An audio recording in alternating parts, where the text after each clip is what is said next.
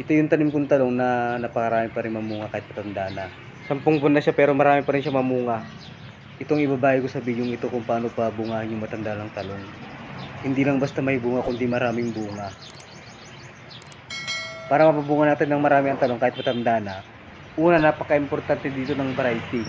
Kasi kahit marami tayong mag-abono kung yung variety ng talong natin kunti mamunga, kunti pa rin magiging bunga niyan.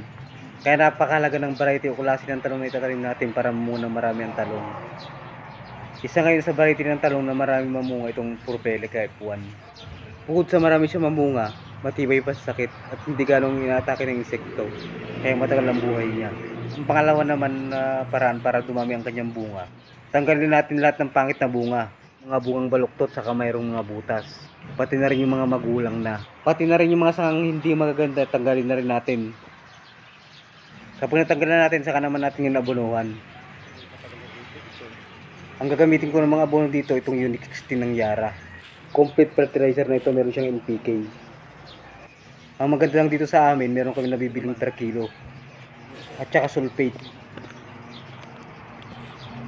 Ang nilagay ko naman kada puno, isang kutsara ng Unique 16 saka isang kutsara ng sulfate. Tantayin na lang natin. Pagkatapos natin maabonohan, saka natin diligang mabuti. Kapag katapos natin magdilig at mag-abono, mag-spray naman tayo ng systemic insecticide tulad ng gold para hindi siya atakin ng uod na sisira ng bunga niya. Kung inabonohan nyo yan na walang bulaklak at bunga, mga isang buwan at kalahati muna kayo bago makapit ulit. Kaya medyo may katagalan. Ngayon naman kung gusto nyo magtuloy-tuloy ang bunga niya, mag-abono kayo kada 10 days.